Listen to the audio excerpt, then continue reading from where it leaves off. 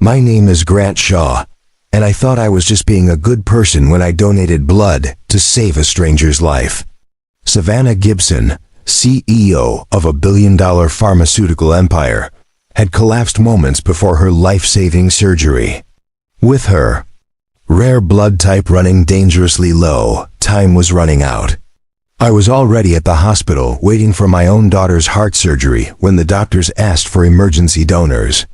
I stepped forward without hesitation. After all, what if it were my daughter lying there? What I didn't know was that the woman whose life I was saving had given birth to my adopted daughter 9 years ago. The same daughter who was about to undergo surgery just down the hall. One act of kindness between strangers was about to uncover a truth that would shatter everything I thought I knew about family, sacrifice, and the invisible threads that connect us all. This is how a single donation revealed a connection that had been hiding in plain sight for nearly a decade, changing 3 lives forever. Before we jump back in, tell us where you're tuning in from, and if this story touches you, make sure you're subscribed, because tomorrow I've saved something extra special for you. Every morning for the past 9 years, I've started my day the same way. I reach into the top drawer of my nightstand and pull out a small, worn envelope marked for Emma's father in delicate handwriting. Inside is a single photograph, a newborn baby with the tiniest hands I'd ever seen, and a handwritten note that simply says, "Please tell her she was loved from the very first moment." I don't open the envelope every day, but I touch it. I hold it. It's my reminder that my daughter Emma came to me through someone else's impossible sacrifice. The photograph was taken by a nurse the day Emma was born, given to me by the adoption agency, along with that note from her birth mother. 9 years later, I still don't know who wrote those words, but they've shaped how I've raised Emma.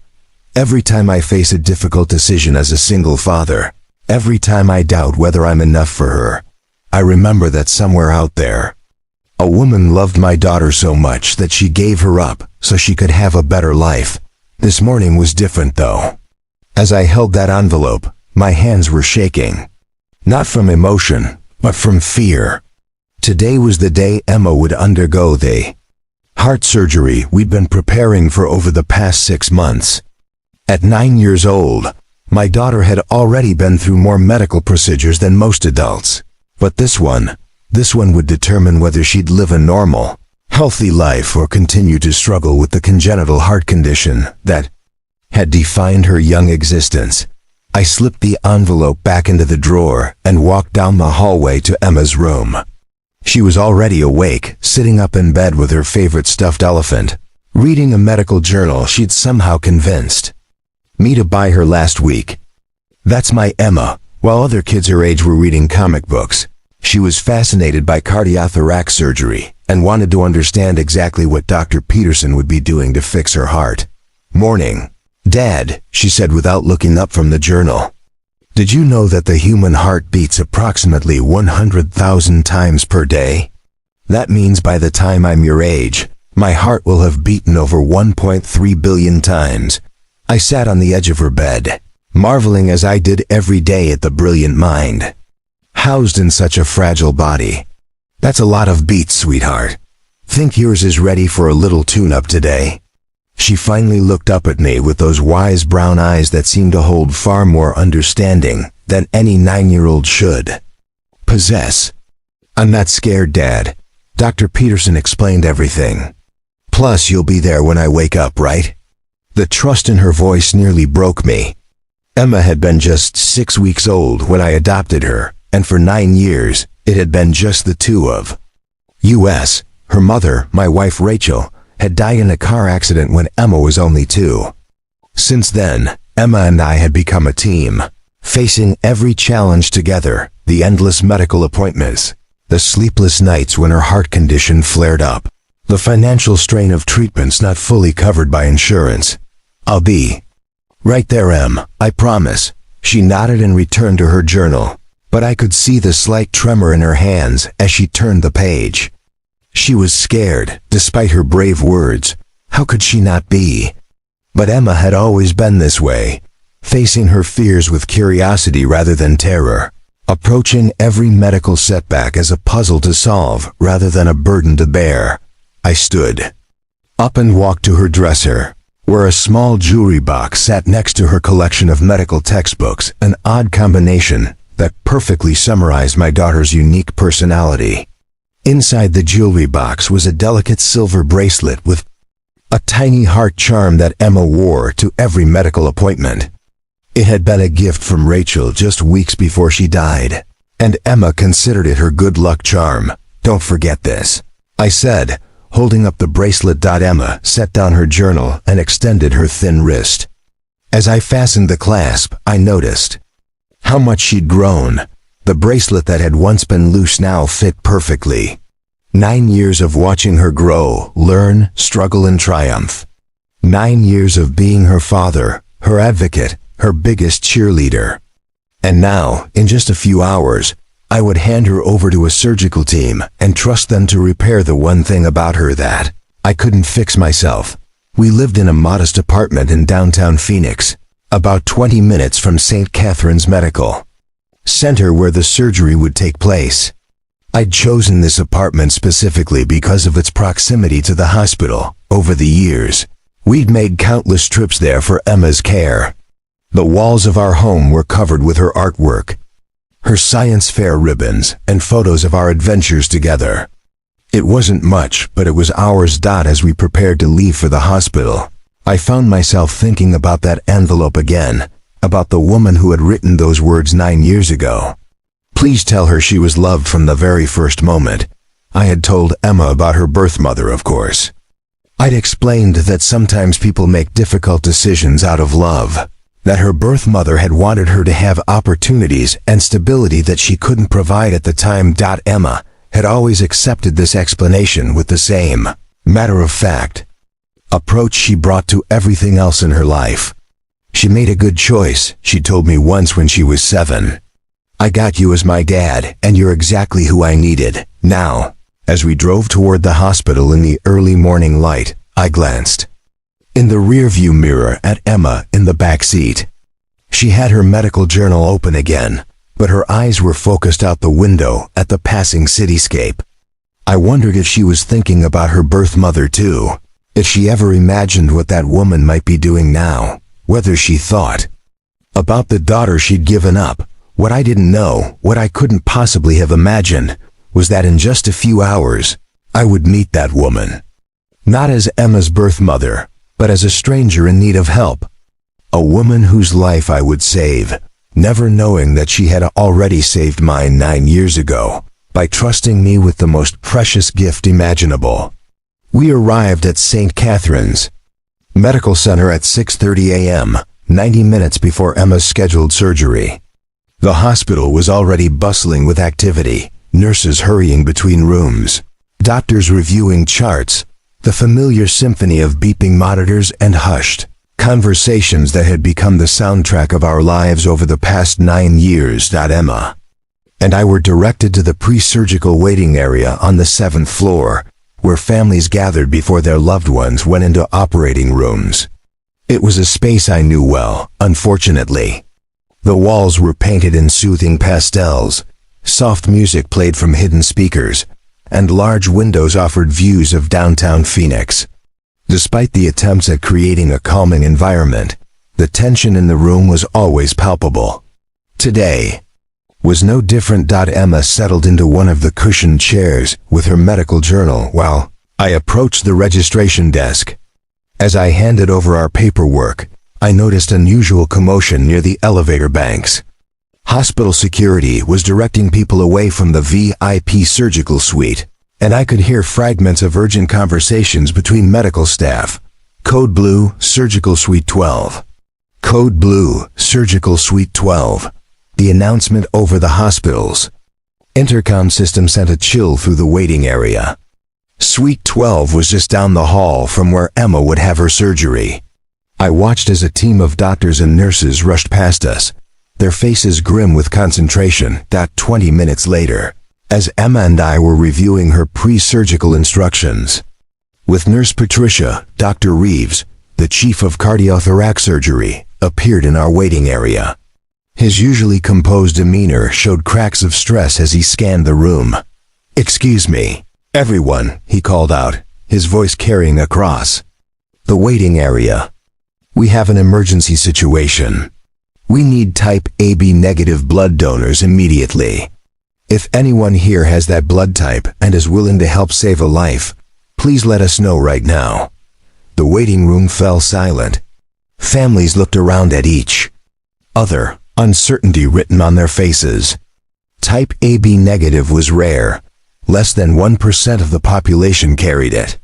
I knew because Emma had the same blood type, which had complicated some of her previous procedures. I stood up immediately. "I'm AB negative," I said, walking toward Dr. Reeves. Preparing and narrating this story took us a lot of time, so if you are enjoying it, subscribe to our channel. It means a lot to us. Now back to the story. His relief was visible. "Thank God. Sir, we have a patient in critical condition who needs an emergency transfusion. Are you willing to donate?" "Of course," I replied without hesitation. "How much do you need?" "We'll need to do a quick screening to make sure you're eligible, but if everything checks out, we'll need 2 units. The patient lost significant blood during what should have been a routine procedure. Her condition has deteriorated rapidly." Emma looked up from her journal, her eyes wide with concern. "Dad, what's happening?" I knelt down beside her chair. "Someone else in the hospital needs help, sweetheart. I'm going to donate some blood to help them, just like when you donate blood for your tests. I'll be back before your surgery." She nodded solemnly. "Is it someone having heart surgery too?" "I don't know, Em, but it's someone who needs help, and we help when we can, right?" "Right," she agreed, then surprised me by adding, "Maybe their family is as scared as we are." The wisdom in her observation struck me. Here was my 9-year-old daughter, facing her own major surgery in just over an hour, and her first thought was empathy for another family going through their own crisis. Dr. Reeves led me quickly through the hospital corridors toward the blood donation center adjacent to the surgical suites. As we walked, he explained the situation in hushed, urgent tones. "The patient is a 34-year-old female who was scheduled for gallbladder surgery this morning. What should have been a straightforward laparoscope procedure turned complicated when we discovered unexpected internal bleeding. Her blood pressure dropped dangerously low, and she's lost more blood than we initially realized. Is she going to be okay?" I asked as we entered the donation area. "With a transfusion, her prognosis is good." Without it... He didn't need to finish the sentence. "The challenge is her blood type.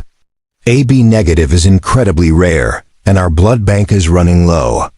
You showing up this morning might literally be the difference between life and death for this woman."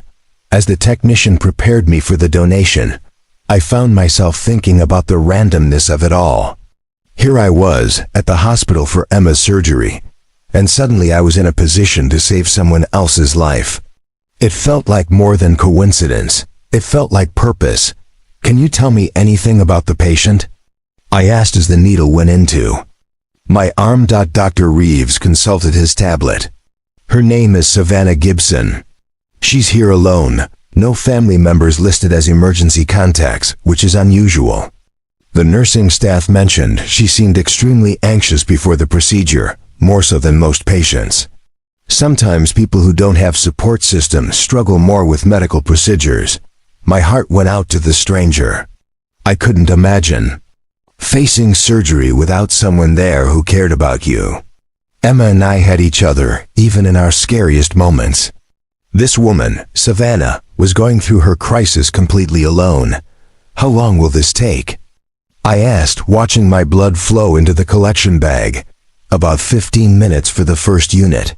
Then we'll give you a short break and take the second unit. You should be back with your daughter within 45 minutes. As I lay there, I thought about Emma sitting in the waiting room with her medical journal, probably explaining to Nurse Patricia how the cardiovascular system worked. Despite everything she'd been through, she remained curious, optimistic, and caring. The woman whose life I was helping to save was a complete stranger, but I found myself hoping she had people in her life who loved her the way I loved Emma. Irony wasn't lost on me that I was donating blood to save someone else while preparing to hand my own daughter over to surgeons. But that's what we do for each other, isn't it? We show up. We help. We give what we can when someone needs it. 20 minutes later, as I was recovering from the second donation, Dr. Reeves returned with an update. The transfusion is working. Ms. Gibson's blood pressure has stabilized, and we've controlled the bleeding. You literally saved her life today, Mr. Shaw, Grant Shaw. Mr. Shaw, I want you to know that what you did today was extraordinary. Most people would have been too focused on their own family's needs to help a stranger. I shook my head. Anyone would have done the same thing. But as I walked back toward the waiting area where Emma was patiently reading her journal, I realized that wasn't necessarily true. In that moment of crisis, I had made an instinctive choice to help someone I'd never met. It was the same choice someone had made for Emma 9 years ago, choosing to do something difficult because it was right. I had no way of knowing that the woman whose life I had just saved would soon reveal a connection that would change everything I thought I knew about family, sacrifice, and the mysterious ways our lives intersect with those of strangers who aren't strangers at all. When I returned to the waiting area, I found Emma exactly where I'd left her, but she wasn't alone anymore. Nurse Patricia was sitting beside her, and they were deep in conversation about the anatomy of the heart. Emma had her journal open to a detailed diagram, pointing out the different chambers and explaining to Patricia how Dr. Peterson would repair her mitral valve. And that's why the surgeon needs to use a patch graft instead of just stitching it closed, Emma was saying with the confidence of someone 3 times her age. Because my valve opening is too small for my body size, so they need to make it bigger. Patricia looked up as I approached, her eyes filled with something between amazement and concern. Mr. Shaw, your daughter has been teaching me about cardiac surgery for the past 40 minutes. I've been a pediatric nurse for 15 years, and I've never met a patient who understood their own condition this thoroughly. I sat down beside Emma and pulled her close. She's always been curious about how things work, especially when it comes to her own medical care. We learned early on that knowledge helps reduce fear. Dad! Emma's face lit up with relief. How's the person you helped? Did your blood donation work? Yes, sweetheart. The doctor said the patient is stable now. She's going to be okay. Emma nodded seriously. Good. Nurse Patricia told me that people with our blood type are called universal plasma donors. That means we can help lots of different people in emergencies. I looked at Patricia, who smiled and shrugged. She asked why her father was chosen to help, so I explained about blood types. She immediately wanted to know if she could donate blood too when she's older. This was so typical of Emma. Even facing her own surgery, she was thinking about how she could help others. It was a trait that never ceased to amaze me, especially considering everything she'd been through in her young life. Dr. Martinez, Emma's pediatric cardiologist, appeared in our waiting area. He'd been overseeing Emma's care for the past 3 years and had become something of a family friend in the process. His face showed a mixture of professional concern and personal affection as he approached us. Grant, I heard what you did this morning, he said, shaking my hand warmly. Dr. Reeves told me you saved someone's life with your blood donation. That's incredible. Anyone would have done the same thing, I replied. But Dr. Martinez shook his head. Actually, that's not true. We've had emergencies before where we've asked families for blood donors, and most people are too stressed about their own situations to help. What you did was remarkable, especially considering what you and Emma are facing today. Emma beamed with pride. My dad's a hero, she announced matter-of-factly. He's always helping people. Dr. Martinez knelt down to Emma's level. And how are you feeling, princess? Ready for your big day? I'm ready, Emma said with conviction. I've read all about the procedure, and I know Dr. Peterson is one of the best pediatric cardiac surgeons in the Southwest. Plus, Dad will be here when I wake up. I felt a familiar tightness in my chest and her complete trust in me. Emma had never known a life where I wasn't there to catch her when she fell, to advocate for her in medical appointments, to hold her hand through every scary moment. But the truth was, she'd been teaching me how to be brave long before I'd ever taught her. Mr. Shaw, Patricia said quietly, I hope you don't mind me asking, but Emma mentioned that she's adopted. I'm curious about how you prepared her for today's surgery. Her level of understanding and emotional maturity is extraordinary. I glanced at Emma, who was now showing Dr. Martinez her medical journal. Emma's birth mother left a note when she placed her for adoption. It said to tell Emma that she was loved from the very first moment. I've tried to raise her with that knowledge, that she was wanted, that every decision made about her life came from love, including the decision to have the surgery, Patricia observed. Especially that decision. We've been open about everything. From the beginning. Emma knows about her heart condition, understands the risks and benefits of the surgery, and participated in the decision to move forward. I never wanted her to feel like medical things were happening to her without her understanding why. Dr. Martinez rejoined our conversation. That approach has made a significant difference in Emma's emotional resilience. We see a lot of pediatric cardiac patients, and very few handle their medical journey with the grace that Emma shows. She gets that from her birth mother, I said without thinking, then paused. I mean, I assume she does. The strength to face difficult situations with courage, that seems too profound to just be learned. It feels innate. What I didn't say was that I often wondered about the woman who had written that note 9 years ago. What kind of person makes the decision to give up a daughter out of love? What kind of strength does that require?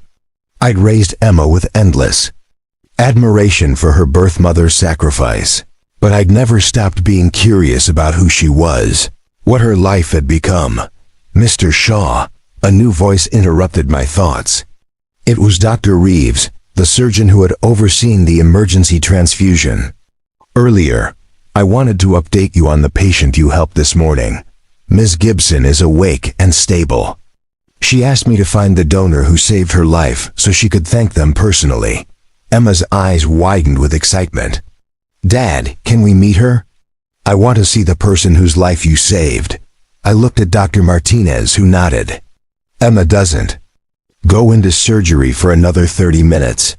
If you'd like to make a quick visit, I think that would be fine. As we walked through the hospital corridors toward the recovery area, Emma peppered Dr. Reeves with questions about the patient's condition, the surgery that had gone wrong, and how blood transfusions worked.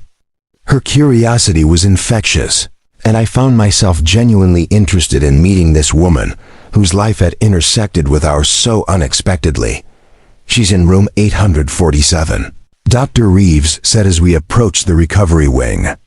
I should mention, she seems quite emotional about what happened. She kept saying that she doesn't understand why a stranger would help her when she's never helped anyone else. That comment struck me as odd. How could someone go through life without helping others? But then I remembered what Dr. Reeves had said earlier. She was here alone, no family, no emergency contacts. Maybe she'd lived a more isolated life than I could imagine. As we approached room 847, I had no way of knowing that I was about to meet the woman who had changed my entire world 9 years ago. The woman who had given me the greatest gift of my life, and who had never stopped thinking about the daughter she'd placed in my arms. What I learned about Savannah Gibson in the days that followed would forever change how I understood success, sacrifice, and the hidden pain that wealth and power can mask. But even in that first moment, as we approached her hospital room, I could sense that this was a woman carrying burdens far heavier than the medical crisis that had brought us together. Savannah Gibson was the CEO and founder of Phoenix Biome Solutions, one of the fastest growing pharmaceutical companies in the Southwest. At 34, She had built an empire worth over $2 billion, specializing in breakthrough treatments for rare genetic disorders. Her company's headquarters occupied a gleaming 30-story tower in downtown Phoenix, where she commanded a workforce of over 8,000 employees across 12 countries.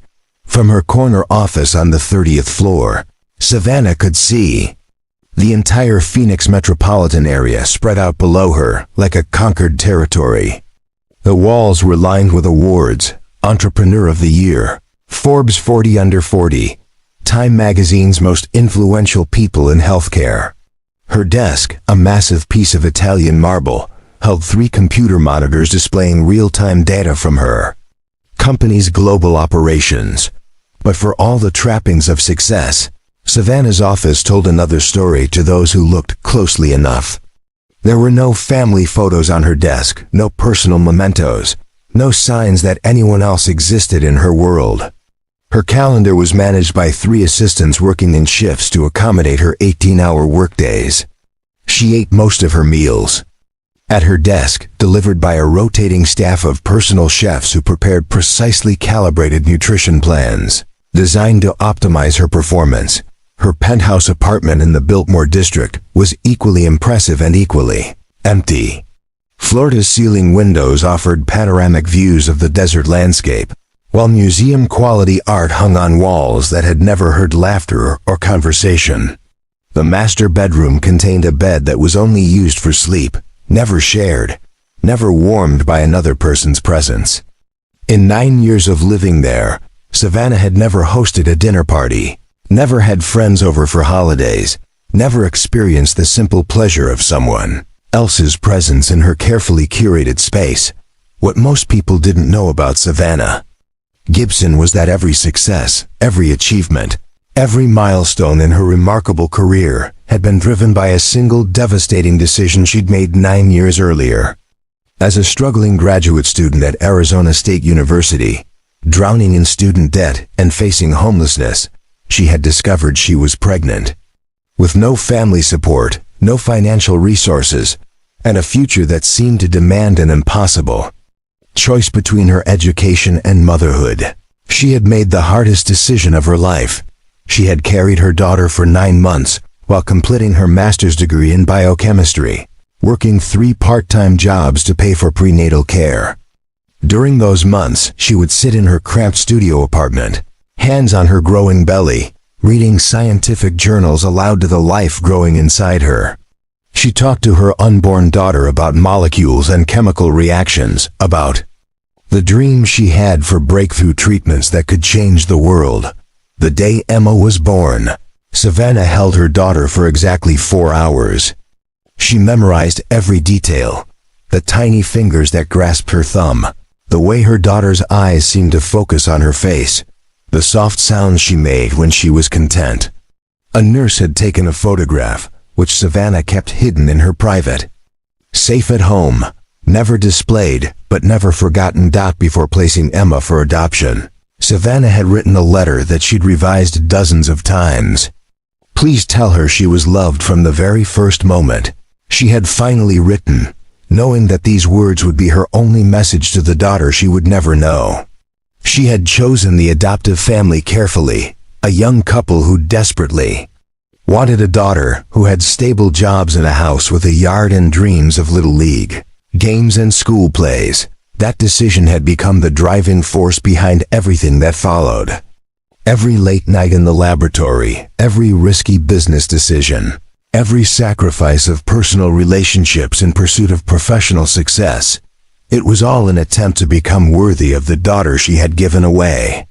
She told herself that someday, when she had built something meaningful enough, when she had contributed something significant enough to the world, the pain of that separation might finally make sense.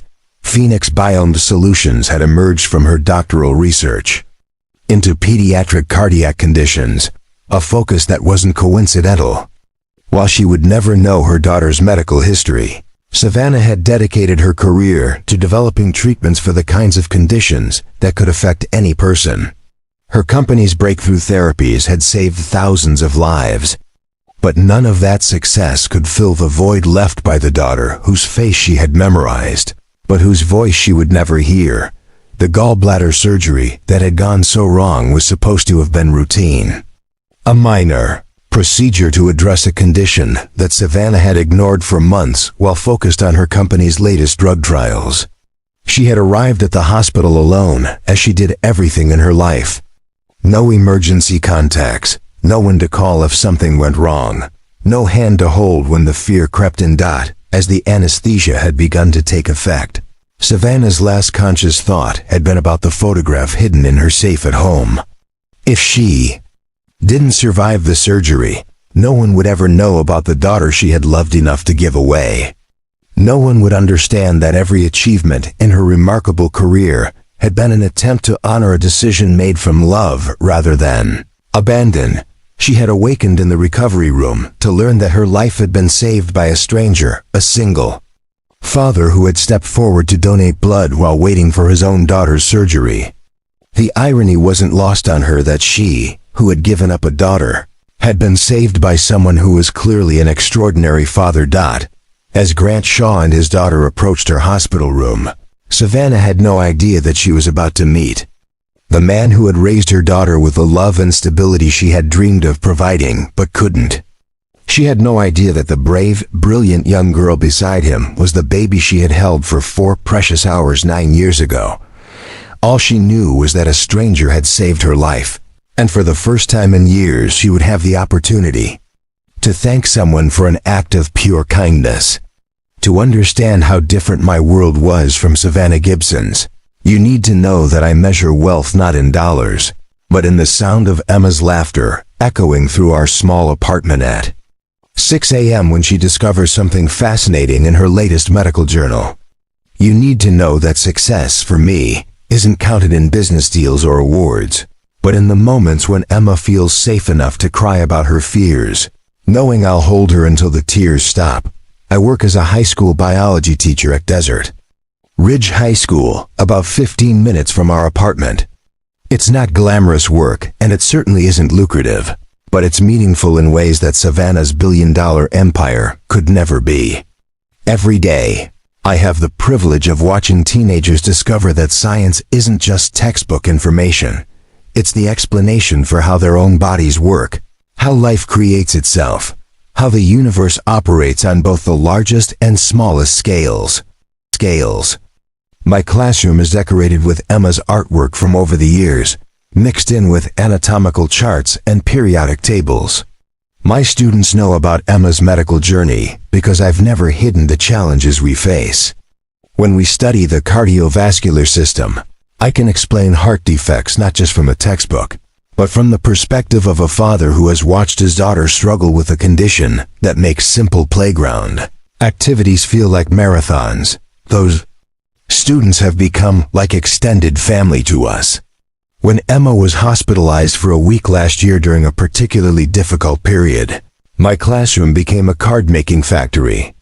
17-year-olds who usually pretended to be too cool to care spent their lunch periods creating origami flowers and writing encouraging notes to a 9-year-old they'd never met but had heard about in stories. Our apartment is a modest 2-bedroom place in a complex that's seen better days, but it's filled with the kind of warmth that no amount of money can buy.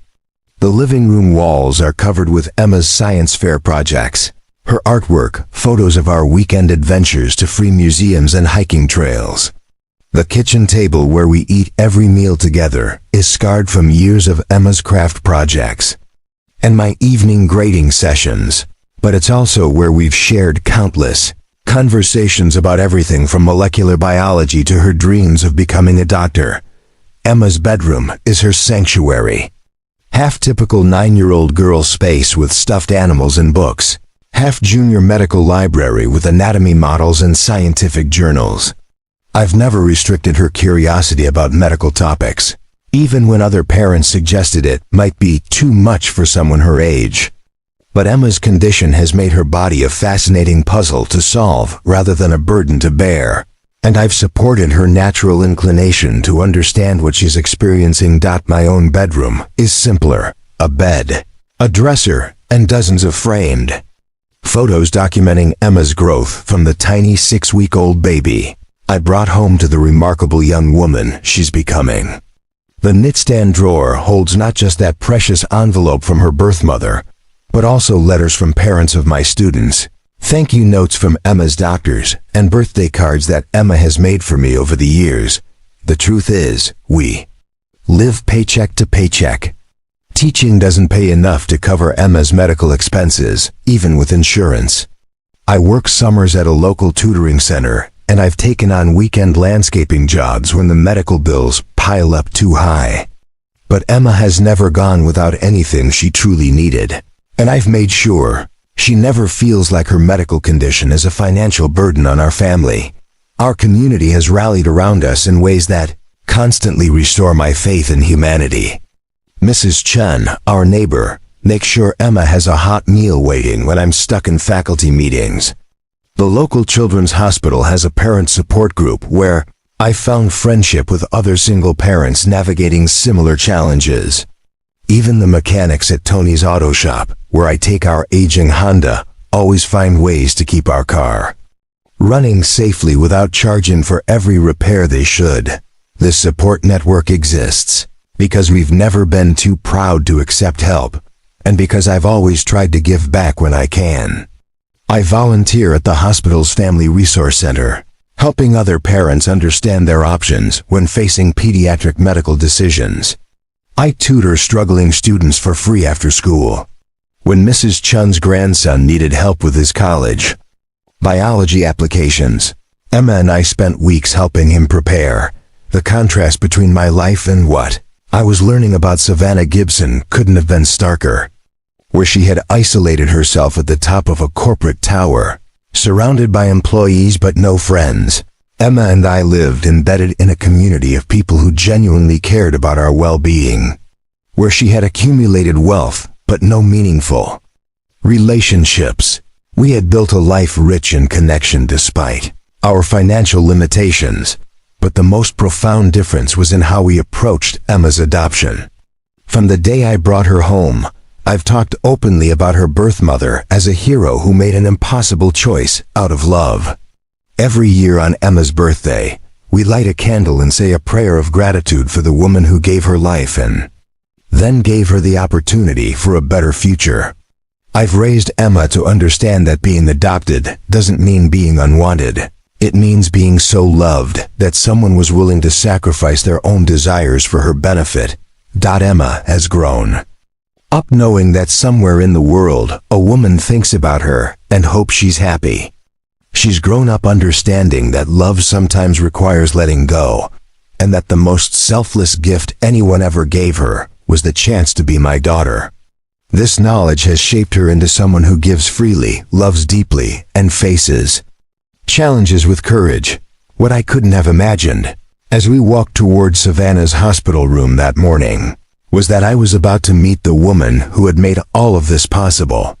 The woman whose impossible decision had given me the privilege of being Emma's father, whose sacrifice had created the life we'd built together, whose love for her daughter had never diminished despite 9 years of separation. All I knew was that Emma was excited to meet the person whose life I had helped save, and that in a few minutes, we would all be in the same room together, for the first time since that day in the hospital when Savannah had placed her newborn daughter in my arms.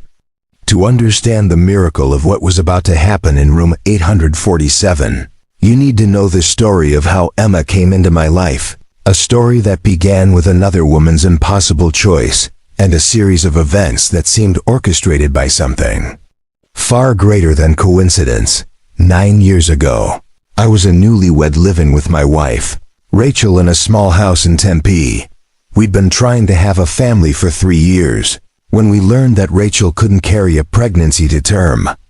The devastation of that diagnosis led us to explore adoption, and after months of paperwork, interviews, and waiting, we were approved by Arizona Family Services as potential adoptive parents. The call came on a Tuesday morning in March. I was grading papers when Rachel burst through the front door, tears streaming down her face. For a terrifying moment, I thought something horrible had happened. Then she spoke the words that would change our lives forever. "There's a baby girl. Her birth mother chose us." The social worker, Mrs. Rodriguez, explained that the birth mother was a 25-year-old graduate student at ASU who had made the decision to place her daughter for adoption. She had been very specific about the type of family she wanted: educated parents who would value learning, people who would tell her daughter the truth about her origins, a stable home where her daughter could grow up knowing she was wanted. "She wrote you a letter," Mrs. Rodriguez had said, handing me a sealed envelope. "She wants you to read it when you're ready, and she hopes you'll share appropriate parts with her daughter someday." I remember holding that envelope with trembling hands, understanding that inside were the words of a woman whose heart was breaking, so that ours could be filled. Rachel and I read it together that night, both of us crying by the time we finished. The birth mother's love for her daughter radiated from every carefully chosen word. She explained that she was facing homelessness, had no family support, and was struggling to complete her education while working multiple jobs. But more than that, she wrote about her dreams for her daughter. "I want her to grow up in a house with books and laughter," she had written. "I want her to have parents who will encourage her curiosity, who will never let her doubt that she is loved and wanted. I want her to have opportunities that I cannot give her right now, but that I hope to create for other families someday through my work in science." The birth mother had requested that we wait until the baby was 6 weeks old before the adoption was finalized. During those weeks, she was caring for her daughter in a transitional housing program while completing her final semester. Mrs. Rodriguez explained that this was unusual. Most adoptions happened directly from the hospital, but the birth mother had wanted to ensure her daughter was healthy and that she herself was emotionally ready for the separation. On the day we met our daughter for the first time, Rachel and I drove to the social services office with a car seat we'd practiced installing dozens of times in Hearts, so full of anticipation we could barely speak. The birth mother had asked not to meet us in person, feeling it would make the separation too difficult. Instead, she had asked Mrs. Rodriguez to facilitate the transition. When Mrs. Rodriguez placed that 6-week-old baby in Rachel's arms, I watched my wife transform into a mother instantly. Emma. We had chosen the name together, not knowing that it was also the birth mother's choice. Looked up at us with those serious brown eyes that already seemed to hold wisdom beyond her weeks. "Her birth mother wanted me to give you this," Mrs. Rodriguez said, handing me a small photograph. It showed the baby on the day she was born, tiny and perfect, with a handwritten note on the back.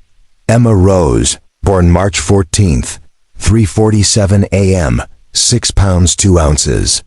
Loved from the very first moment." But it was the other item that truly broke my heart. Mrs. Rodriguez placed a delicate silver bracelet with a tiny heart charm on Emma's wrist. "Her birth mother bought this for her," she explained. "She said every little girl should have something beautiful that's just hers, and she hoped Emma would wear it whenever she needed to feel brave." Brave. That bracelet, the same one Emma wore to every medical appointment, had been chosen by the woman whose life I had just saved with my blood donation. What I learned later, through follow-up conversations with Mrs. Rodriguez, painted a picture of Emma's birth mother that made her sacrifice even more profound. She was brilliant, completing a graduate degree in biochemistry while working 3 jobs. She had spent her pregnancy reading scientific journals aloud to her unborn daughter, talking to her about molecules and discoveries, sharing her passion for understanding how life worked at its most fundamental level. She would have been an extraordinary mother, Mrs. Rodriguez had told us during one of our post-adoption check-ins. But she was mature enough to recognize that being extraordinary and being ready are not the same thing. She chose to give her daughter what she couldn't provide herself: stability, security, and a 2-parent home. The birth mother had also requested regular updates through the agency, photos and brief reports about Emma's development.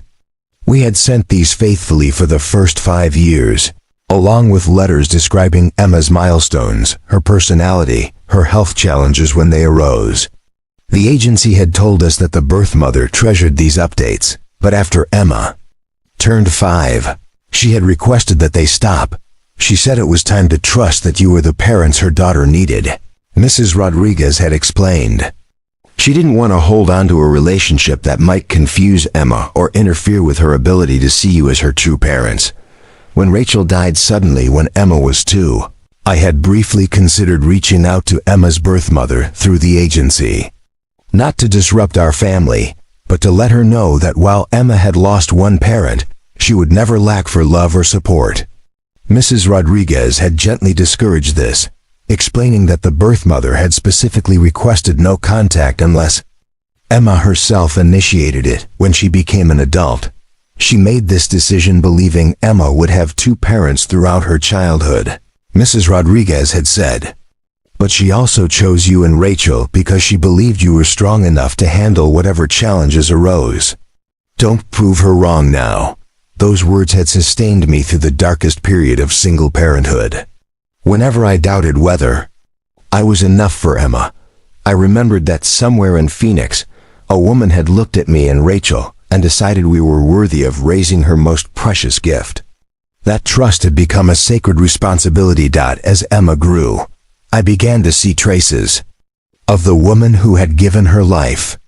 Emma's scientific curiosity, her ability to face medical challenges with remarkable courage, her instinct to help others even when she was struggling herself. These seemed like inherited traits from someone who had made career choices based on helping families like ours. Now, as we approached room 847, I realized I was about to thank the woman who had saved a stranger's life while I was preparing to meet the person whose life I had saved. The symmetry was almost too perfect to believe. What I didn't know was that the woman in that hospital bed had spent 9 years building a pharmaceutical empire focused on treating the exact type of heart condition that Emma had been born with. I didn't know that every breakthrough her company achieved was motivated by thoughts of a daughter she had placed in the arms of strangers, hoping they would love her enough to help her overcome any obstacle, and I definitely didn't know that. Savannah Gibson, the CEO whose life I had saved that morning, was about to see her daughter for the first time since she had kissed her goodbye 9 years ago. When we walked into room 847, I expected to meet a grateful patient who would thank me for the blood donation and send us on our way. What I found instead was a woman who would change our lives in ways I never could have imagined, though. Neither of us understood why we felt such an immediate, inexplicable connection. Savannah Gibson was sitting up in her hospital bed, looking remarkably composed for someone who had nearly died hours earlier. Her dark hair was pulled back in a simple ponytail, and without the corporate attire and makeup I would later associate with her public persona, she looked younger, more vulnerable. But it was her eyes that caught my attention. They were Emma's eyes, the same deep brown, the same intensity, the same spark of intelligence that I saw in my daughter every day. "Mr. Shaw," she said, her voice still slightly hoarse from the anesthesia. "Dr. Reeves told me you saved my life this morning. I don't know how to thank you." "You don't need to thank me," I replied, stepping closer to her bed. "Anyone would have done the same thing." Savannah shook her head slowly. "No, they wouldn't have. I know that for a fact."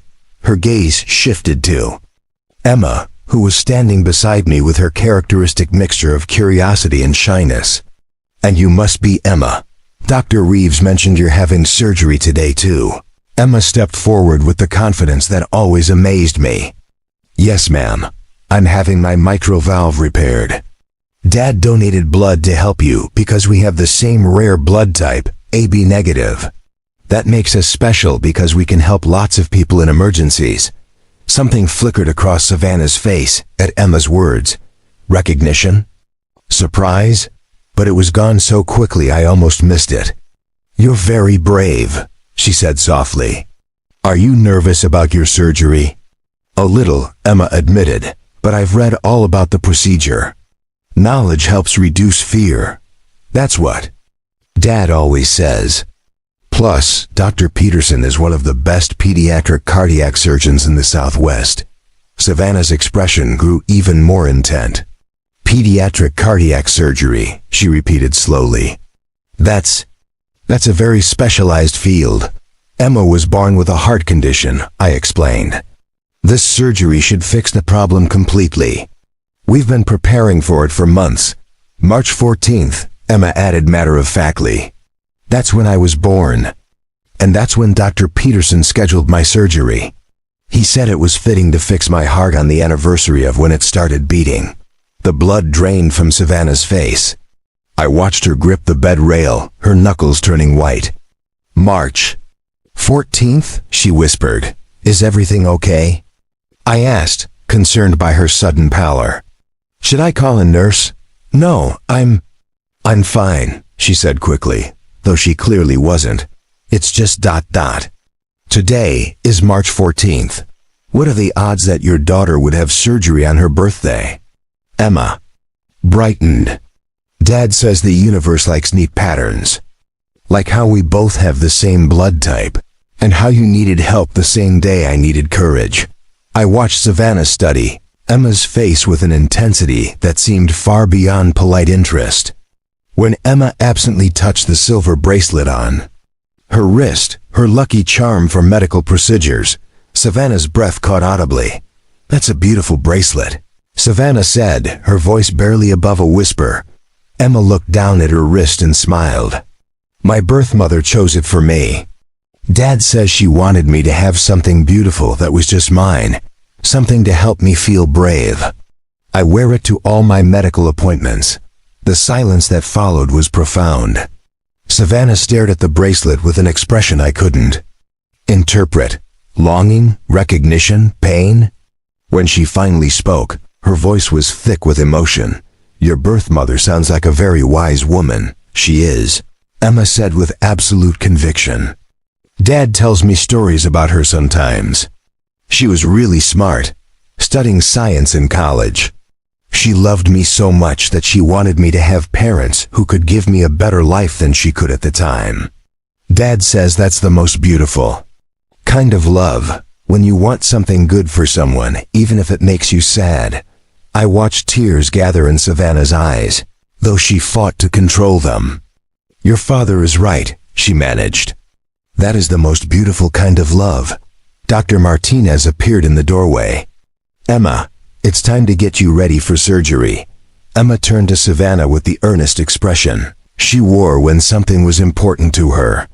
I hope you feel better soon, Ms. Gibson, and I hope you have people who love you taking care of you. Thank you, sweetheart, Savannah replied, her voice breaking slightly on the words. I hope your surgery goes perfectly. As we prepared to leave, Emma surprised everyone by approaching Savannah's bed and gently placing a small origami crane on her bedside table. I made this morning while we were waiting, she said. It's for good luck. Dad taught me that when we help each other, good things happen. After Emma was taken to pre-op, I returned to Savannah's room to check on her. She was holding the origami crane, tears streaming down her face. I'm sorry, she said when she saw me. Your daughter is just... She's extraordinary, she is, I agreed, sitting in the chair beside her bed. But you seem upset. Did something we said ... No, she said quickly, then paused. Actually, yes. But not in the way you might think. She looked at me with an expression I would later recognize as someone wrestling with a monumental decision. Mr. Shaw, can I ask you something personal? Of course. Emma mentioned she was adopted. Do you mind me asking ... how long ago? She came to us when she was 6 weeks old, I said. 9 years ago this week, actually. My wife and I had been waiting for her for months. Savannah's hands trembled as she set down the origami crane. 9 years ago this week. She repeated ... yes. Emma was born on March 14th, and we brought her home in early April. It was the happiest day of our lives. I paused, studying her face. Why do you ask? You ask. I ... she started, then stopped. I was just curious. She seemed so loved, so confident. Her adoption was clearly a success story. Over the next several hours, while Emma was in surgery, I found myself returning to Savannah's room repeatedly. Something about her drew me back, partly gratitude for expressing such genuine interest in Emma, partly concern for her obvious emotional state, and partly something I couldn't name. Each time I visited, our conversations grew deeper, more personal. She told me about her company, about the work they did developing treatments for rare genetic conditions. When I mentioned that Emma's heart condition was somewhat unusual, she listened with the focused attention of someone for whom every detail mattered. She asked thoughtful questions about Emma's medical history, her development, her interests. She's fascinated by science, I told her during one visit. Always has been. Even as a toddler, she preferred books about how things work to fairy tales. That's remarkable for someone so young, Savannah said.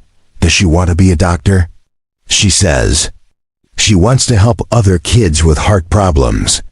She thinks if she understands her own condition well enough, she can help doctors find better treatments.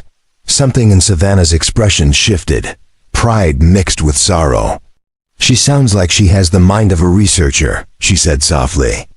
Someone who sees problems as puzzles to solve rather than obstacles to endure. Exactly, I said, surprised by how precisely she had captured Emma's approach to life. Sometimes I wonder if she inherited that perspective. Her birth mother was studying biochemistry when she placed Emma for adoption. I've always thought Emma's scientific curiosity might have come from her. Savannah was quiet for a long moment. What do you know about her birth mother?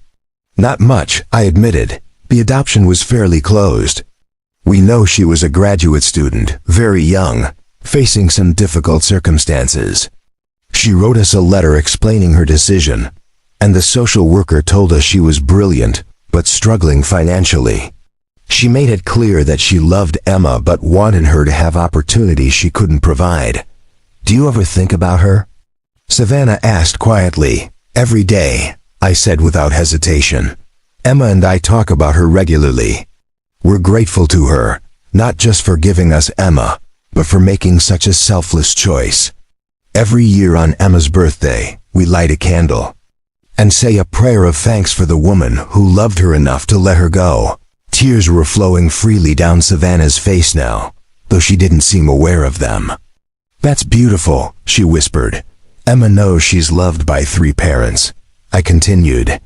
Her birth mother who gave her life and chose us to raise her, my late wife Rachel who adopted her and loved her fiercely, and me. We've never let her feel like being adopted made her any less wanted or loved. When Dr. Peterson finally came to tell me that Emma's surgery had been a complete success, I invited Savannah to come with me to see her in recovery. I expected her to politely decline, but instead, she asked if she could get dressed and walk with me. Emma was groggy from the anesthesia, but alert enough to smile when she saw us approach her bed. Dad, she said sleepily, did Miss Gibson come? To check on me. I wanted to make sure you were okay, Savannah said, her voice thick with emotion. How do you feel?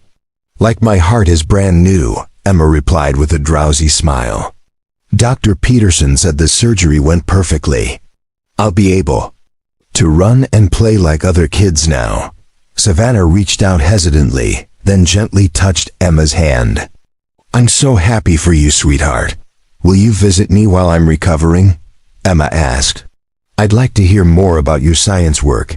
If your father doesn't mind, I'd love to visit you, Savannah replied, looking at me for permission. Of course, I said, though I was puzzled by the intensity of her interest in Emma. We'd enjoy the company. As we stood there beside Emma's hospital bed, watching her drift back to sleep, I had no idea that I was witnessing the beginning of a bond that would transform all our lives.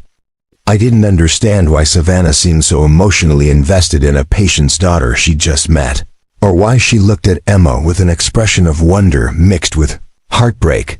What I did know was that Emma had touched something deep in this successful, powerful woman, something that had been buried for a long time. And somehow, witnessing Emma's courage and joy seemed to be healing a wound in Savannah that I didn't yet understand she carried. The growing connection between them felt natural, inevitable, as if they had been meant to find each other. Which, of course, they had been, 9 years ago, when a young woman made the hardest decision of her life and chose to trust strangers with her most precious gift. The revelation came to Savannah first, and I'll never forget the moment I watched 9 years of carefully controlled composure shatter in the space of a single heartbeat. It happened 3 days after Emma's surgery, during what I thought was just another friendly visit to check on both of our recoveries. Emma had been discharged the day before and was resting comfortably at home, but Savannah had asked if we could visit her once more before she was released. I thought it was sweet. The successful businesswoman had clearly been touched by my daughter's spirit, and Emma had been asking about Ms. Gibson every few hours since we'd left the hospital. We found Savannah sitting by her window, staring out at the Phoenix skyline with an expression I couldn't read. She'd been quiet during our previous visits, almost contemplative, as if she was working through some internal puzzle. When she saw Emma approaching with a new origami creation, this time a colorful butterfly, her face lit up with the kind of joy that seemed almost painful in its intensity. "I made this one with the art supplies you sent to my room," Emma said, presenting the butterfly with pride. "The nurse told me you arranged for them to be delivered." "Thank you." Savannah had indeed sent art supplies to Emma's room, along with several advanced science books that were technically above Emma's reading level, but which she had devoured anyway. It was an unusually generous gesture from someone who had known us for only a few days, but Emma had been delighted by the gifts. "You're very welcome, sweetheart," Savannah said, accepting the butterfly with reverent care. "It's beautiful. You're incredibly talented." Emma beamed at the praise, then settled into the chair beside Savannah's bed, with the comfortable ease she'd developed around this woman who seemed to understand her in ways that surprised even me. "Ms. Gibson, can I ask you something?" "Anything," Savannah replied, and I noticed she leaned forward slightly, as if whatever Emma wanted to know was the most important question in the world. "Do you have any kids?" The question hit Savannah like a physical blow. I watched her face cycle through a dozen emotions in seconds: pain, longing, fear, love, loss. When she finally answered, her voice was barely a whisper. I had a daughter once. A long time ago." Emma's expression softened with the empathy that always amazed me. "What happened to her?" "I had to let her go," Savannah said, tears gathering in her eyes. "I wanted her to have a better life than I could give her at the time. Like my birth mother," Emma said gently. "She loved me enough to let me go too. Dad says that's the most beautiful kind of love. When you want something good for someone, even if it makes you sad." The words seemed to break something inside Savannah.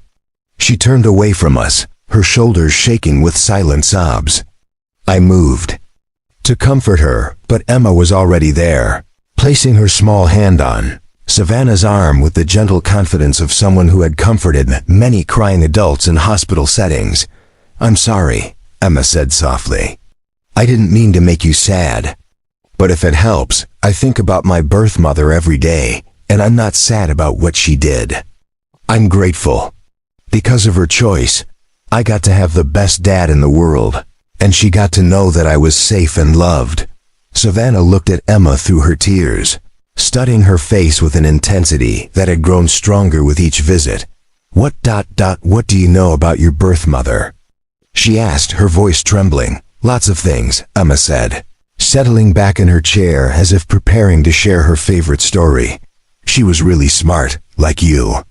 She was studying science in college, biochemistry, I think Dad said. She was young and didn't have much money, but she worked really hard and dreamed of helping people through her research." Savannah's breathing became shallow, quick. "What else?" "She was brave," Emma continued. "Dad says she carried me for 9 months while finishing school and working 3 jobs. She talked to me before I was born. Read science books out loud so I would hear her voice and know about the things she loved. How do you know that? Savannah whispered. The social worker told Dad and Rachel. That's my other mom who died when I was little. She said my birth mother used to sit in her tiny apartment and explain molecules and chemical reactions to me while I was still in her tummy. Dad thinks that's why I love science so much. Each detail Emma shared seemed to physically impact Savannah.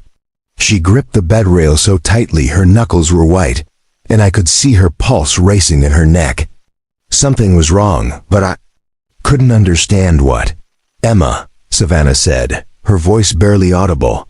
What agency handled your adoption? Adoption. Arizona Family Services, Emma replied promptly. Mrs. Rodriguez was our social worker. She was really nice. She said my birth mother was very careful about choosing my parents, because she wanted to make sure I would be loved and have opportunities to learn. Savannah's face had gone ashen. Mrs. Rodriguez, she repeated mechanically. Do you know her? Emma asked with interest. She retired last year, but she still sends me birthday cards. I watched Savannah struggle to breathe, watched her hands shake as she reached for something on her bedside table. It was her phone, and she was scrolling through it with desperate urgency, as if searching for something crucial. Emma, she said, her voice cracking. What day were you born? March 14th, Emma said cheerfully. That's why it was so perfect that I had my surgery on my birthday. Dr. Peterson said it was like giving my heart a birthday present. Savannah made a sound that was half sob, half gasp. She found what she was looking for on her phone and stared at the screen with an expression of shock, so profound I started to worry she was having another medical emergency. Savannah, are you okay? I asked, moving closer. Should I call a nurse? She looked up at me with eyes wide with disbelief and recognition. Grant, she whispered. What time was Emma born? The question seemed random, but something in her tone made me answer. 3:47 in the morning. March 14th, 2015. She weighed 6 pounds 2 ounces. I paused, studying her face. Why? Savannah's phone slipped from her trembling hands. On the screen, I glimpsed what looked like a photograph of a newborn baby before the device clattered to the floor. Because, she said, her voice breaking completely, that's exactly when and where and how much my daughter weighed when she was born. The words hung in the air like a thunderclap. Emma looked confused, glancing between Savannah and me as if waiting for one of us to explain what was happening. But I was frozen, my mind struggling to process what Savannah had just said. Your daughter? I managed. Savannah reached with shaking hands for her purse on the bedside table. From inside, she pulled out a worn photograph, the same photograph I kept in my knitstand drawer at home. The same baby, the same hospital bracelet, the same handwritten notation on the back. Emma Rose, she whispered, reading from the back of the photo. Born March 14th, 2015, 3:47 a.m., 6 pounds, 2 ounces. She looked up at Emma with tears streaming down her face. Loved from the very first moment. Emma's eyes widened as understanding began to dawn. She looked at the photograph, then at Savannah, then at me. That's the same picture Dad has at home, she said slowly. Because we're the same person. Sweetheart, Savannah whispered. I'm your birth mother. The silence that followed was deafening.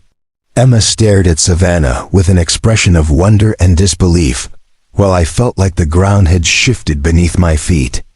The woman whose life I had saved with my blood donation. The CEO who had shown such inexplicable interest in my daughter. The person who had been moved to tears by Emma's courage. She was the woman who had written the letter I treasured, who had chosen the bracelet Emma wore, who had trusted me with her most precious gift. You're her, I said, my voice barely a whisper. You're the woman who wrote the letter.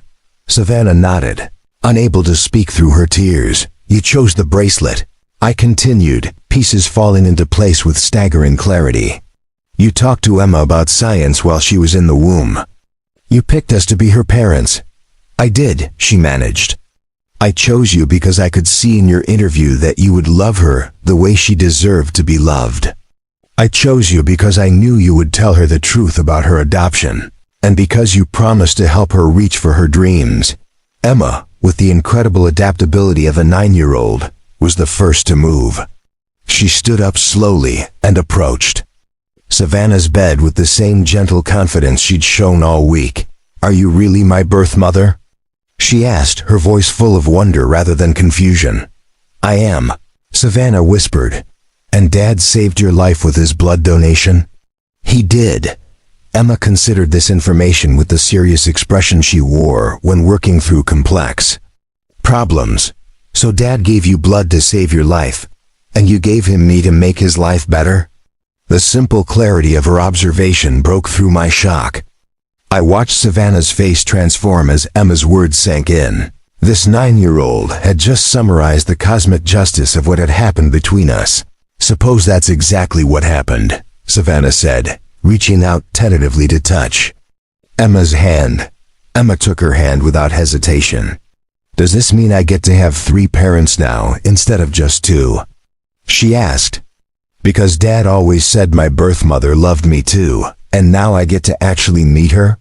The hope in Emma's voice, the pure acceptance and joy, seemed to heal something fundamental in Savannah. I watched years of pain and guilt melt away as she realized that her daughter wasn't angry or confused about the adoption. She was grateful for it. "If that's what you want," Savannah whispered, "then yes. You get to have 3 parents who love you more than anything in the world." "That's what I want," Emma said firmly. Then, with the directness that was so characteristically hers, she asked, "Can I hug you?" "I've always wanted to hug my birth mother." Savannah's answer was to pull Emma into the first embrace they'd shared since the day she was born. I watched them hold each other, my daughter and the woman who had made my daughter possible, and understood that I was witnessing something miraculous. The impossible had happened. Through a series of events so unlikely they seemed orchestrated by fate itself, we had found each other. The woman who had saved our family 9 years ago had been saved by our family in return. The circle was complete, but even as I marveled at the extraordinary nature of our reunion, I could see in Savannah's eyes that the revelation, while joyful, was also terrifying for her.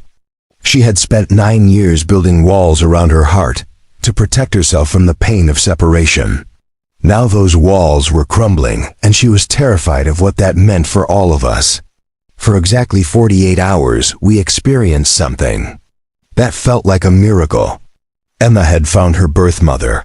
I had met the woman who had trusted me with the greatest gift of my life, and Savannah had been reunited with the daughter she had never stopped loving. For 2 days, it seemed like the universe had conspired to heal wounds that we thought were permanent, to create a family that was somehow even more complete than any of us had dared to imagine. And then fear destroyed everything it started with. Small signs that I initially attributed to the overwhelming nature of our situation. On the second day after the revelation, when Emma and I visited Savannah in the hospital, she seemed more subdued, more distant. Where before she had hung on Emma's every word, now she appeared distracted, almost anxious.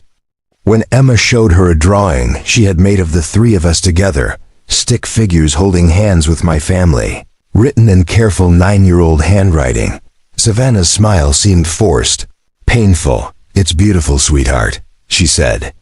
But I noticed she didn't ask to keep it the way she had treasured every other small gift Emma had offered.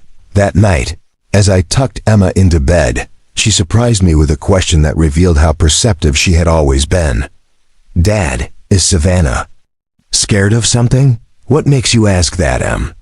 She seems sad when she looks at me now. Like when you look at pictures of Rachel, happy and sad at the same time, but more sad. Emma's observation troubled me more than I wanted to admit. I had noticed the change in Savannah too, but I had hoped I was imagining it. The joy and wonder that had filled her face when she first realized Emma was her daughter had been gradually replaced by something that looked increasingly like panic. The next morning, when we arrived at the hospital for what was supposed to be Savannah's discharge day, we found her room empty. A nurse at the station informed us that Ms. Gibson had checked herself out against medical advice at 6 a.m. Before visiting hours had even begun. She left this for you, the nurse said, handing me a sealed envelope with Emma's name written on it in Savannah's careful handwriting. Emma and I sat in the hospital cafeteria while she read the letter aloud, her voice growing smaller with each sentence. Dear Emma, she began, I want you to know that meeting you has been the greatest gift of my life. You are everything I dreamed you would become, smart, kind, brave, and loved. You have a wonderful father who has given you everything I hoped for when I made the decision to place you for adoption 9 years ago. I need you to understand that decision wasn't made lightly then, and the decision I'm making now isn't made lightly either. Your life with your father is perfect. You are happy, healthy, and surrounded by love. You have a community that supports you, a father who would do anything for you, and a future full of possibilities. I am a complication you don't need. I spent 9 years learning how to live without you, and you've spent 9 years building a beautiful life that doesn't include me. Adding me to that life now would only create confusion and disruption for everyone involved. Please know that I will always love you, that I will always be grateful for the brief time we had together this week, and that I will spend the rest of my life cherishing the knowledge that you are happy and loved. But I think it's best if we return to our separate lives now, before we create more complications than healing. Be happy, my beautiful daughter. You have everything you need to become everything you're meant to be. All my love, Savannah. By the time Emma finished reading, tears were streaming down both our faces. But where my tears came from anger and disbelief, Emma's came from pure heartbreak. She's leaving again, Emma whispered. Just like before, except this time I got to know her first. The devastation in her voice ignited a protective fury in me that I had rarely experienced. How dare Savannah do this to Emma? How dare she reopen wounds that had healed, create hope that she then shattered, make Emma feel abandoned all over again? Dad, Emma said, looking up at me with those wise brown eyes that now reminded me painfully of the woman who had just abandoned her again. Did I do something wrong? Did I say something that made her not want to be my mom? No, baby, I said, pulling her close. You didn't do anything wrong. Savannah is scared, and sometimes when adults get scared, they make bad decisions that hurt the people they love. But even as I comforted Emma, I struggled to understand Savannah's reasoning. The woman I had spent a week getting to know had shown nothing but love and delight in Emma's presence. She had been moved to tears by Emma's courage, amazed by her intelligence, and visibly healed by the knowledge that her daughter was thriving. What could have changed so dramatically that she would choose to walk away from the miracle we had all experienced? That afternoon, I called Phoenix Biome Solutions and asked to speak with Savannah. Her assistant informed me that Ms. Gibson was unavailable and would be traveling on business indefinitely. I tried her personal cell phone, which went straight to voicemail. I even drove to her company's headquarters and attempted to see her in person, only to be told by security that Ms. Gibson was not in the building and they couldn't provide any information about when she might return. Emma's reaction to this second abandonment was somehow worse than if Savannah had never been found at all. For 9 years, Emma had carried an idealized image of her birth mother as a hero who had made a sacrifice out of love. Now she had to reconcile that image with a woman who had chosen to leave her not once, but twice. The worst part was watching Emma blame herself. Despite my repeated assurances that Savannah's decision had nothing to do with anything Emma had said or done, my daughter began second-guessing every interaction they'd had. Maybe I asked too many questions about science, she would say. Maybe she thought I was too nerdy. Maybe I shouldn't have made her those origami animals. Maybe she thought they were babyish. Maybe she realized I'm not as smart as she thought I would be. Each self-doubt broke my heart a little more. Emma had approached the reunion with her birth mother with the same open courage she brought to everything else in her life, and now that courage had been rewarded with rejection.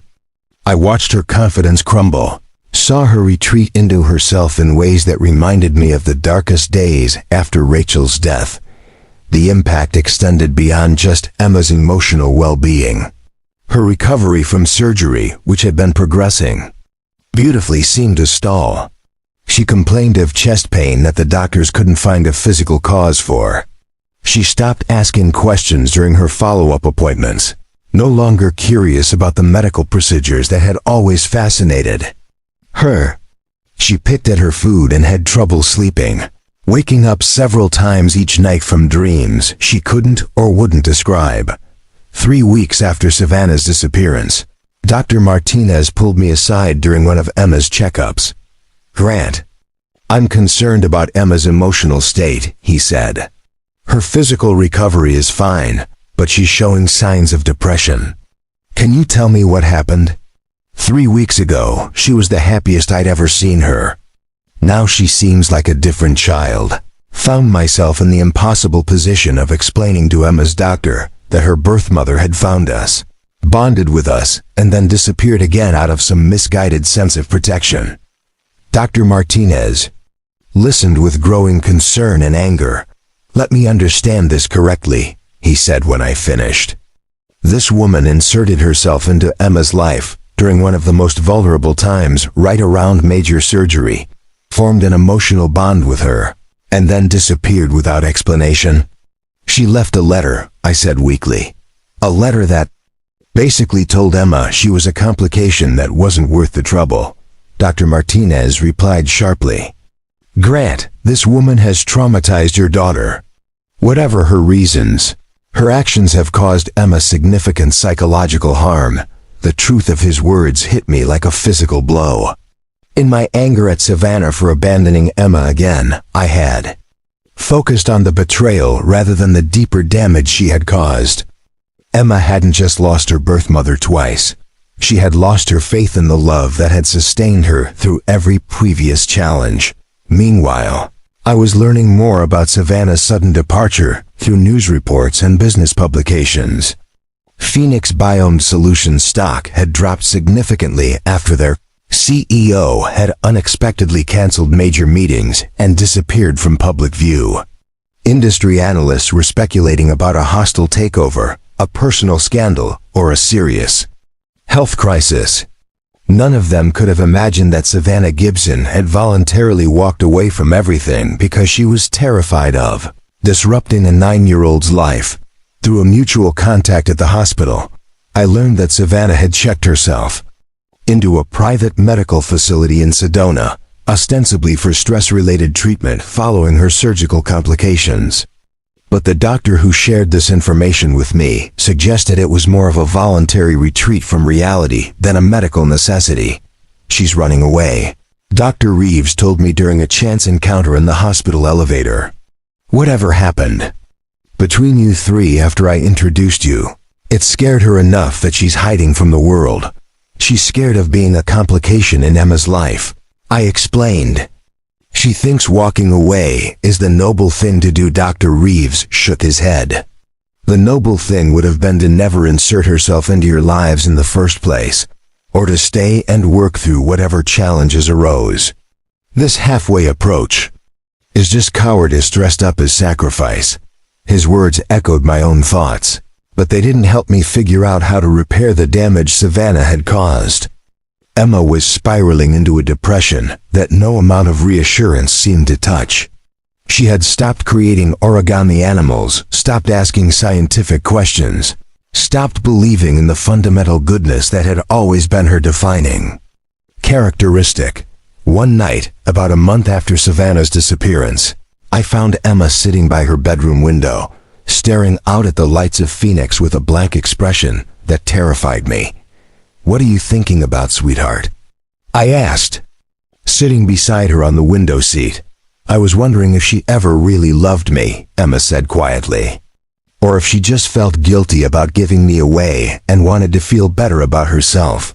The sophisticated psychological insight in her words reminded me that Emma had always been older than her years, but this particular wisdom was born from pain rather than natural maturity. She loved you. I could see it in her face every time she looked at you. Then why did she leave again?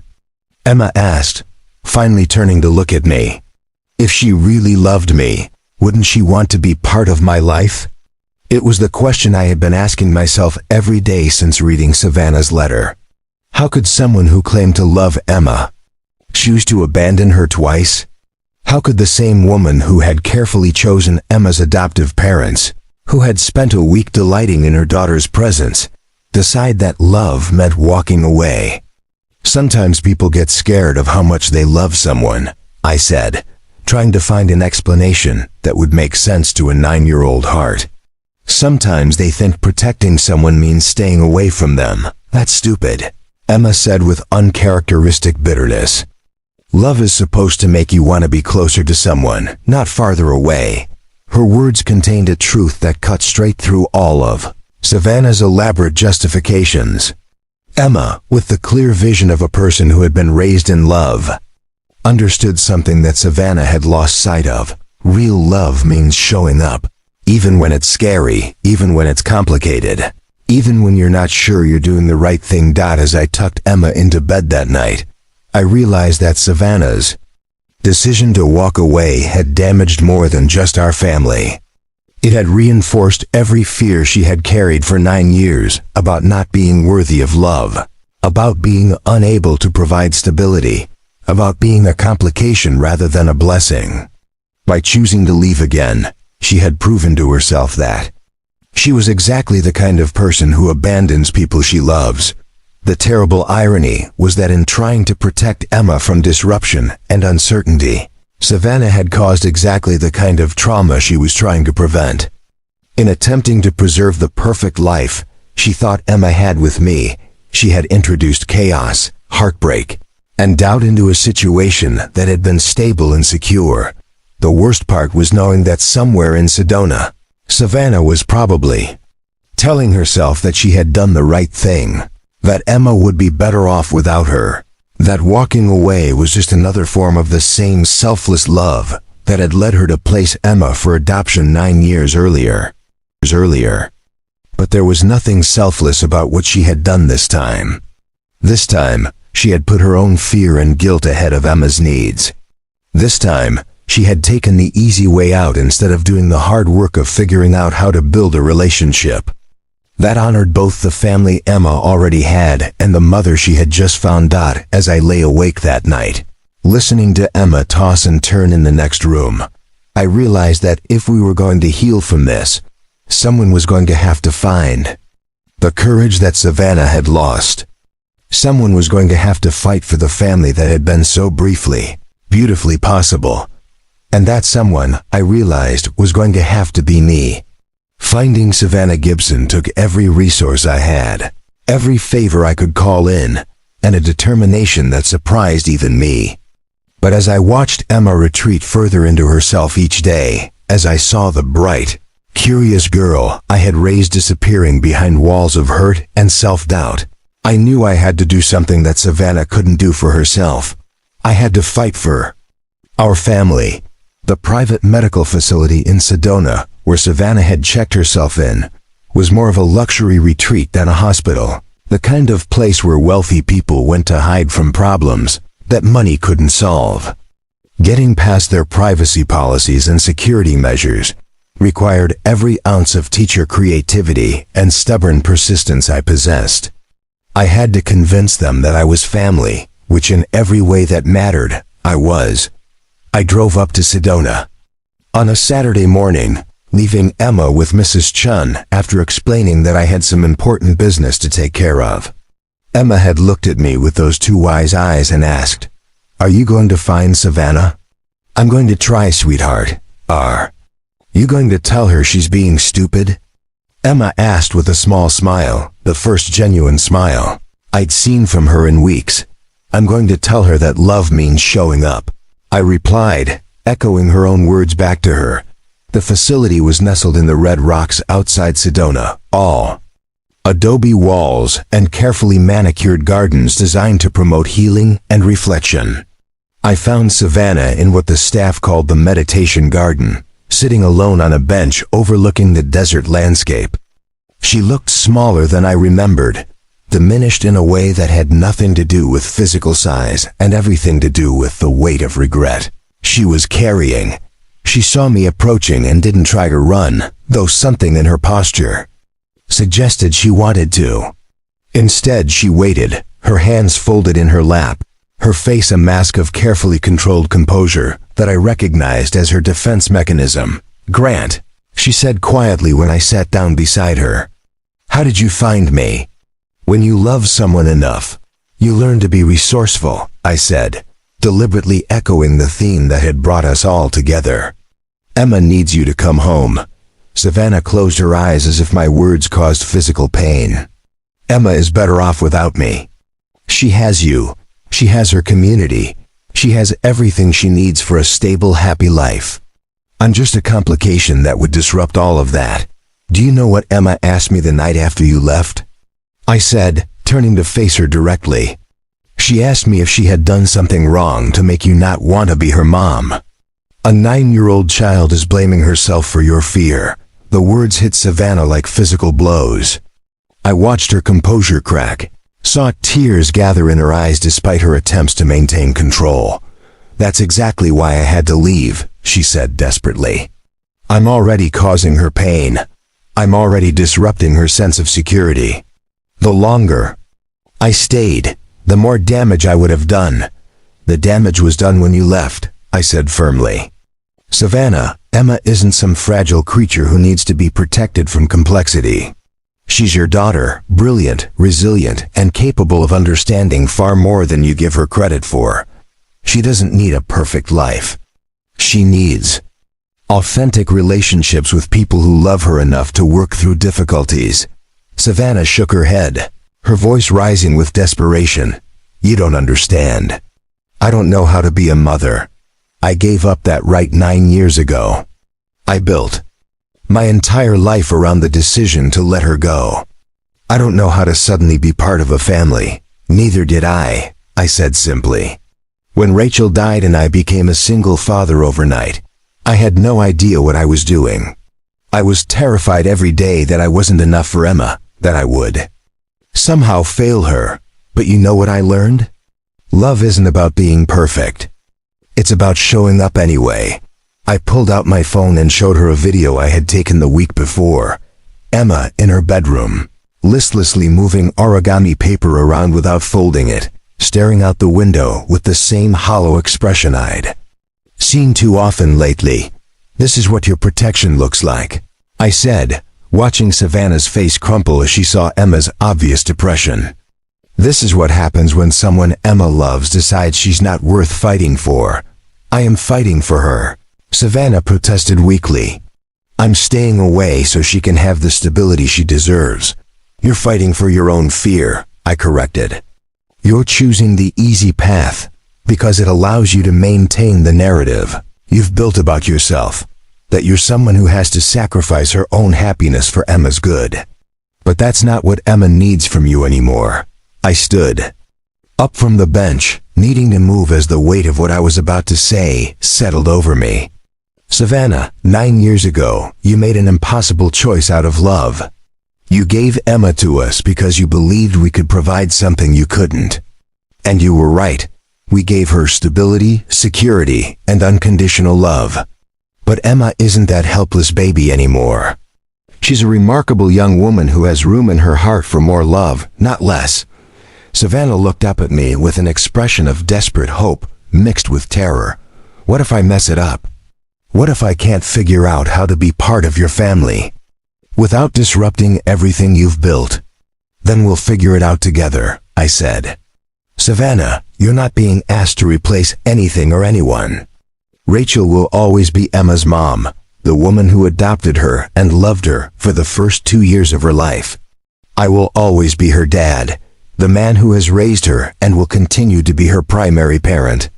But Emma has enough love in her Heart for a birth mother too, if that birth mother is brave enough to accept it.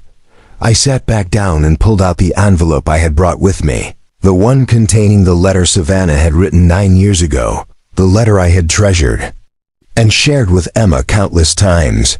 Do you remember what you wrote in this letter? I asked, unfolding the worn pages. You wrote that you wanted Emma to grow up in a house with books and laughter. You wanted her to have parents who would encourage her curiosity and never let her doubt that she was loved.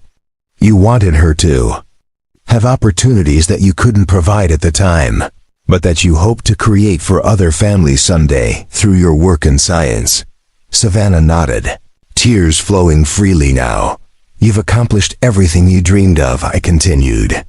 You've built a company that develops treatments for conditions like Emma's. You've created opportunities for thousands of families. You've become exactly the kind of person you hoped to be when you wrote this letter. Emma doesn't need you to sacrifice yourself for her anymore. She needs you to share yourself with her. I reached into my pocket and pulled out something else.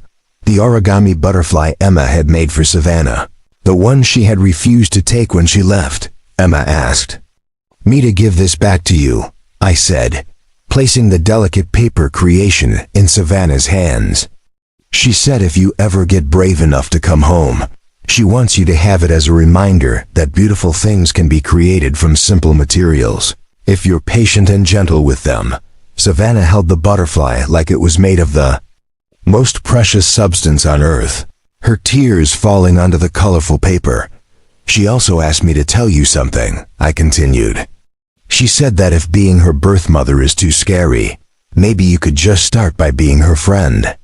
She said friends show up for each other even when things are complicated.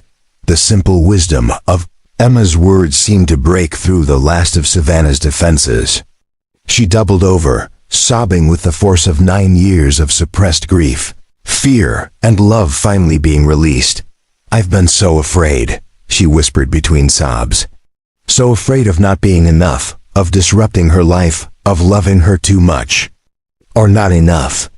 I've been afraid that if I let myself be her mother, I wouldn't be able to handle it if something went wrong. Something already went wrong, I said gently. You left and we survived it. Emma is resilient because she learned resilience from you, from the courage it took to choose adoption, and from me, from watching me navigate single parenthood.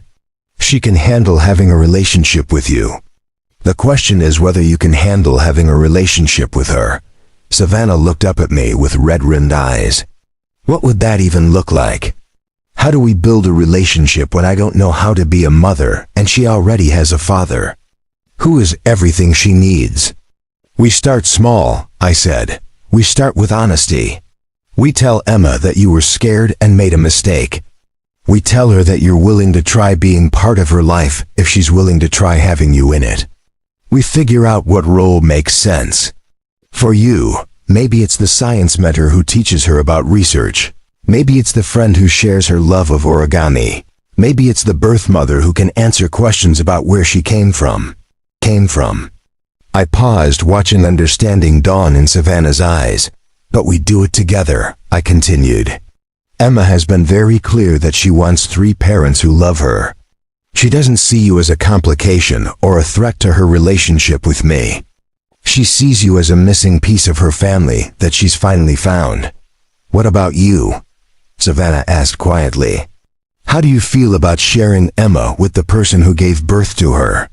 The question got to the heart of everything I had been processing over the past few weeks. Savannah, you gave me the greatest gift of my life. Emma became my daughter because you loved her enough to choose what was best for her instead of what was easiest for you. I could never see you as anything other than the person who made my family possible. I stood up again, extending my hand to help her up from the bench. But more than that, I continued, I've watched you with Emma this past month. I've seen how you light up when she explains scientific concepts, how you encourage her curiosity, how you respect her intelligence. You're not trying to replace me or change the life we've built. You're trying to add to it. And Emma and I, we have enough love to share. Savannah took my hand and let me help her to her feet. For the first time since I'd arrived, she looked directly into my eyes. "Are you sure?" she asked. "Are you sure you want to complicate your simple, stable life with someone who runs away when things get difficult?" "Our life was never simple," I said with a smile. "We've dealt with medical crises, financial struggles, loss, and uncertainty. Adding love to that equation doesn't make it more complicated, it makes it more complete." The drive back to Phoenix took 2 hours, and we spent most of it talking about practical things. How often Savannah might visit, what kinds of activities she might share with Emma, how we would explain her temporary absence. But underneath the logistics, I could sense a fundamental shift in Savannah's perspective. She was no longer talking about herself as someone who had to choose between loving Emma and protecting her. She was starting to see herself as someone who could love Emma by being present in her life. When we pulled into the parking lot of our apartment complex, I saw Emma's face appear in our living room window. She had been watching for us, hope and fear warring in her expression. Savannah saw her too and froze. What if she's changed her mind? What if she doesn't want to see me after I left? "There's only one way to find out," I said. "But Savannah, Emma has been asking about you every day since you left. She never stopped wanting you in her life. She just stopped believing it was possible." We walked up to our apartment together, and I unlocked the door to find Emma standing in the hallway, clutching a new origami creation, this one a complex flower made from multiple colored papers. "I made this for you," she said simply, approaching Savannah with the same brave directness she had always shown. "It's called a kusudama ball. It's made from 12 separate flowers that fit together to make something bigger and more beautiful than any of them could be alone." Savannah knelt down to Emma's level, accepting the intricate creation with reverent hands. "It's beautiful, sweetheart." "Thank you. I'm sorry you were scared," Emma said with the matter-of-fact compassion that never ceased to amaze me. "But I'm glad Dad found you and brought you home. Are you sure you want me to be part of your family?" Savannah asked, her voice thick with emotion. "Even though I made a mistake and left when I should have stayed." Emma considered the question with the seriousness she brought to all important matters. "Dad makes mistakes sometimes too," she said finally. "But he always tries to fix them, and he never stops loving me. If you promise to try to fix your mistakes and never stop loving me, then yes, I want you to be part of our family, I promise." Savannah whispered, and then she did what she should have done weeks earlier. She pulled Emma into her arms and held her daughter like she never intended to let her go again. 6 months later, our lives had settled into a new rhythm that felt both surprising and inevitable. Savannah visited twice a week, sometimes taking Emma to her research lab where my daughter delighted in asking questions that challenged PhD students, sometimes joining us for quiet dinners where we shared the ordinary moments that make up a family's life. Emma's confidence had returned stronger than ever, bolstered by the knowledge that she was loved by 3 parents who each brought something different to her life. Her medical recovery was complete, and she had begun talking about following in Savannah's footsteps by studying biochemistry. Savannah had made changes too. She had stepped back from some of her company's operations to make time for Emma, but rather than diminishing her work, the personal fulfillment seemed to energize her professional life. She had begun funding scholarships for single parents pursuing education in scientific fields, inspired by her own journey and Emma's adoptive story. As for me, I discovered that sharing Emma didn't diminish my role as her father, it enriched it. Watching Emma learn about her genetic heritage, seeing her benefit from Savannah's mentorship, witnessing the healing that occurred when all 3 of us chose love over fear, these experiences deepened my appreciation for the complex, beautiful ways that families can be formed and reformed. The envelope I had treasured for 9 years now sits in a frame on our living room wall, next to photos of all 3 of us together. Emma had suggested we display it as a reminder that love sometimes requires patient waiting, but always rewards courage, Sometimes the family we're meant to have isn't the one we start with, or even the one we planned for. Sometimes it's the one we create when we choose to show up for each other, again and again, through fear and doubt and imperfection. Sometimes it's the one we find when we stop running from love and start running toward it instead. And sometimes, if we're very lucky, it's the one that finds us in a hospital hallway, when a single act of kindness reveals connections that were always there, waiting to be discovered. Up next, you've got 2 more standout stories right on your screen. If this one hit the mark, you won't want to pass these up. Just click and check them out. And don't forget to subscribe and turn on the notification bell so you don't miss any upload from us.